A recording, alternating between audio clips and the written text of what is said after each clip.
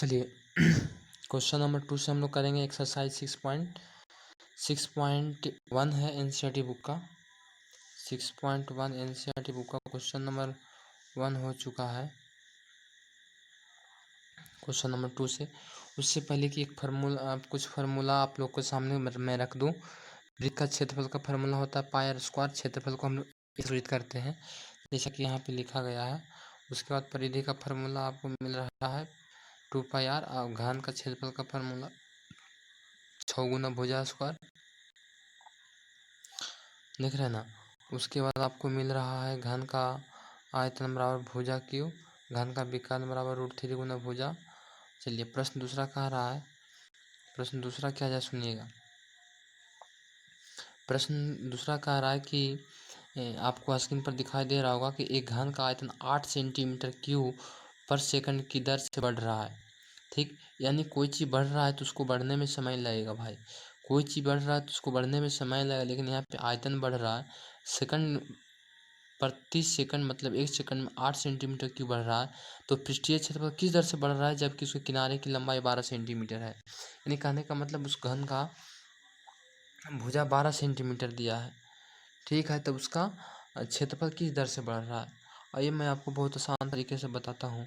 यहाँ पे सबसे पहले हमने लिखा है, क्या लिखा है जरा ध्यान दीजिए। सबसे पहली बात लिखिए आप, माना कि घन का आयतन किसी समय टी भी तथा उसका भुजा x है, यानी आयतन को भी मान लिया। लेकिन सबसे पहले आपको दिया क्या है जरा देखिए। अब आयतन दिया, आयतन बढ़ रहा है मतलब dv/dt दिया है 8 सेंटीमीटर क्यूब पर सेकेंड।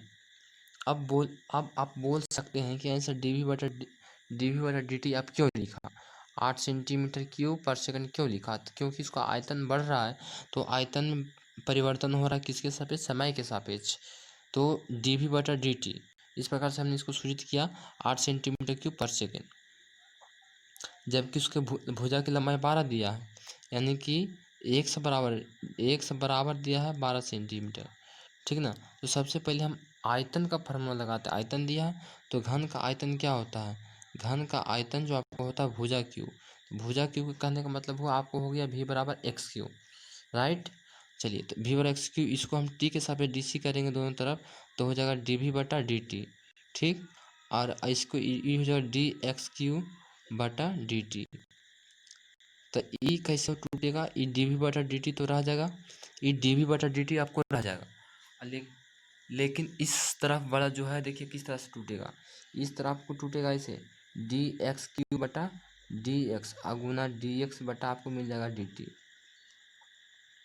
समझ रहे बात को, आपको मिल जाएगा dx/dt मिल जाएगा। समझिए। अब आपको बात हो गया dv/dt का मान दिया 8, यहाँ बैठा दीजिए 8 आप। ठीक, और x को dc 3x² और गुना dx/dt। आप थोड़ा सा ध्यान दीजिए, ये आपको 8 है, ठीक है, 3 है। x का वैल्यू आपको देखिए यहाँ पे 12 दिया हुआ है, मतलब उसका भुजा 12 है। यहाँ पे बैठा दीजिए आप 12 तो हो जाए 12 का स्क्वायर गुना dx/dt हो गया। ठीक, आपको हो जाएगा ई आएगा, ई पट्टी हो जाएगा 8/3 गुना और बराबर है 44 से 144 बराबर dx/dt मिल गया, राइट। चलिए और इसमें कुछ बात है, लेकिन आपको तो ये नहीं पूछ रहा था। क्वेश्चन पढ़िए दूसरा, आपको स्क्रीन पर है कि कह रहा है उसका पृष्ठीय क्षेत्रफल बताना है। तो क्षेत्रफल का फॉर्मूला क्या होता है, घन का क्षेत्रफल का फॉर्मूला देखिए।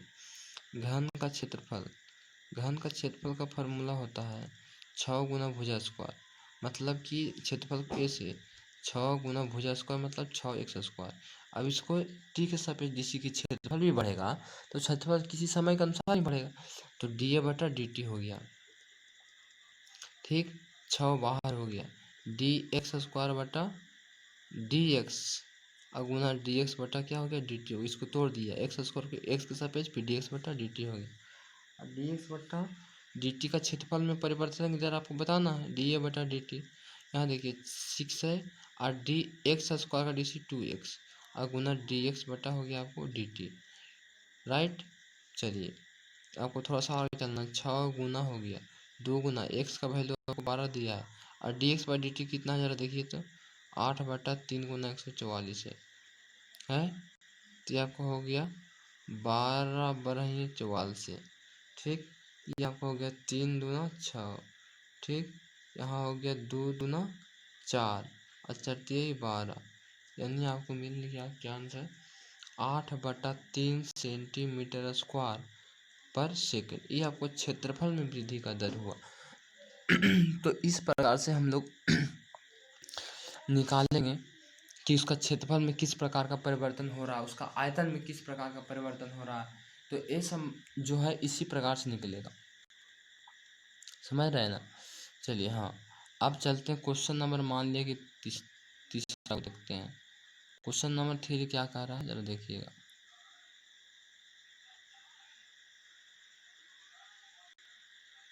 क्वेश्चन नंबर 3 कह रहा है एक वृत्त की त्रिज्या समान रूप से 3 सेंटीमीटर पर सेकंड की दर से बढ़ रहा है। ज्ञात कीजिए कि वृत्त का क्षेत्रफल किस दर से बढ़ रहा है जबकि त्रिज्या 10 है। बात बहुत आसान बोला। तीसरा प्रश्न आपको स्क्रीन पर ही दिखाई दे रहा है। तीसरा प्रश्न कह रहा है, देखिएगा। तीसरा प्रश्न आपको, तीसरा प्रश्न मैं बता रहा हूँ आपको, कह रहा है कि एक वृत्त का त्रिज्या समान रूप से बढ़ रहा है। जब बढ़ रहा है पाऊ तो बढ़ रहा है, देखो सेंटीमीटर पर सेकंड, इसका मतलब हुआ माने त्रिज्या आर है तो समय के साथ अनुसार बढ़ रहा है। तो डी आर बटा डी टी आपको दिया है 3 सेंटीमीटर पर सेकंड। आप बोल तो सकता है बाबू कि डी आर बटा डी टी क्यों लिखा है सर।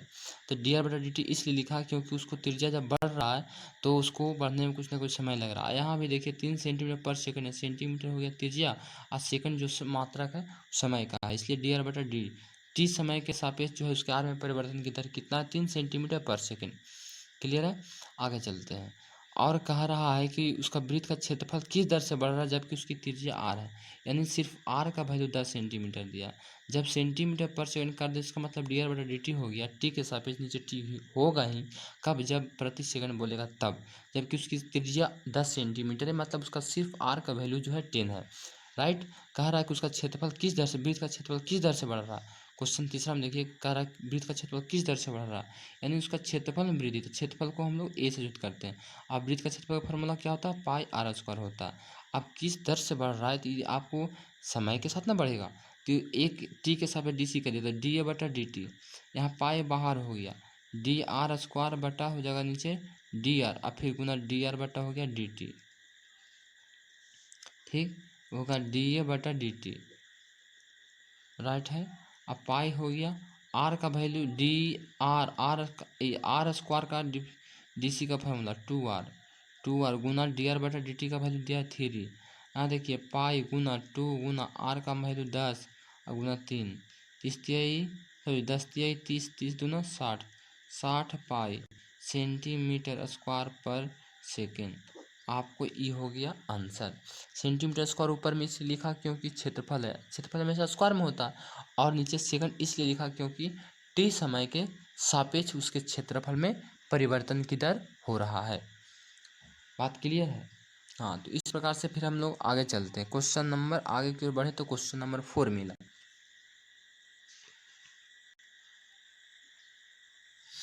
क्वेश्चन 4 कह रहा है बाबू, क्वेश्चन 4 कह रहा है कि देखिए एक परिवर्तनशील घन का किनारा, एक परिवर्तनशील घन का किनारा 3 सेंटीमीटर पर सेकंड की दर से बढ़ रहा है। अब बताइए 3 सेंटीमीटर पर सेकंड बोला, घन का किनारा एक्स से सूचित करते हैं, सेकंड बोल दिया, इसका मतलब डी एक्स बटा क्या हो गया डी टी हो गया। आपको 3 सेंटीमीटर पर सेकंड हो गया, राइट है।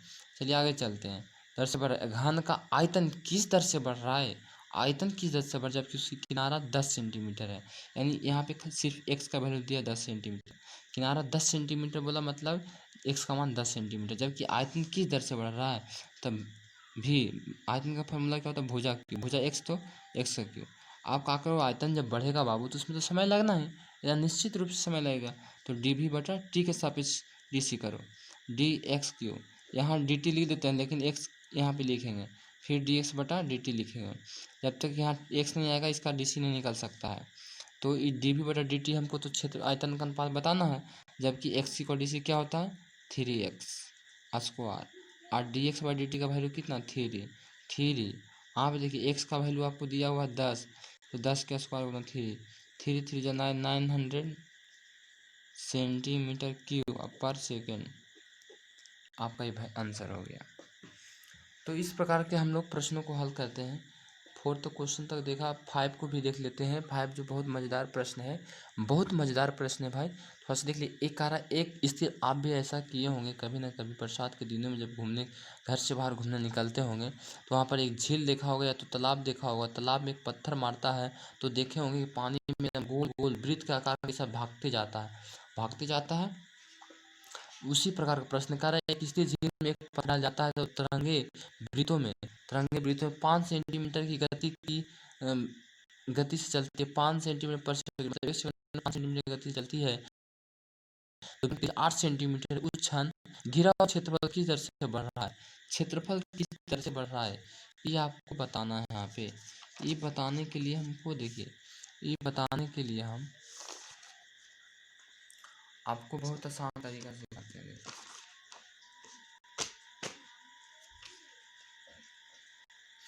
देखिए किससे बनेगा, बहुत आसान है। कह रहा है कि क्वेश्चन नंबर 5 देखिएगा। एक स्थिर झील में पत्थर डाला जाता है, तरंगे 5 सेंटीमीटर गति से चलती है। मतलब तरंगे जो है वृत्तों में इतना तरंगे चलती है। इसका कहने का मतलब उसका त्रिज्या dr/dt, उसको त्रिज्या बढ़ रहा है। क्या बढ़ रहा है? त्रिज्या बढ़ रहा था ना। वृत्त में त्रिज्या बढ़ेगा तब उसका क्षेत्रफल बढ़ सकता है। तो 5 सेंटीमीटर पर सेकंड की दर से बढ़ रहा है, ठीक है ना। जब भी तक का तरंग त्रिज्या 8 है, मतलब आर का वैल्यू सिर्फ दिया 8 सेंटीमीटर। तब कह रहा है कि क्षेत्रफल किस दर से बढ़ रहा है। क्षेत्रफल में वृद्धि, क्षेत्रफल वृत्त का क्षेत्रफल जो तरंग होता है वो गोल देखेंगे, गोल होता है, गोल जो होता है वृत्त होता है। पाई स्क्वायर हो गया dA/dt, क्योंकि क्षेत्रफल जब बढ़ेगा तो उसमें समय लगेगा, तो इसे समय के सापेक्ष टी समय के सापेक्ष ए में परिवर्तन करके निकालें। पाई बाहर हो गया dr²/dr, तभी फार्मूला बनेगा आर स्क्वायर का, और फिर dr चल जाएगा ऊपर dr/dt। देखिए पाई गुना 2r² का क्या हो गया 2r हो गया, गुना dr/dt का वैल्यू कितना हो गया 5 हो गया।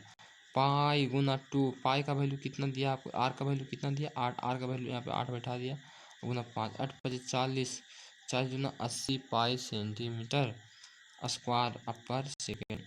ये आपका हुआ उस तरंग का क्षेत्रफल में। क्या कह रहा था,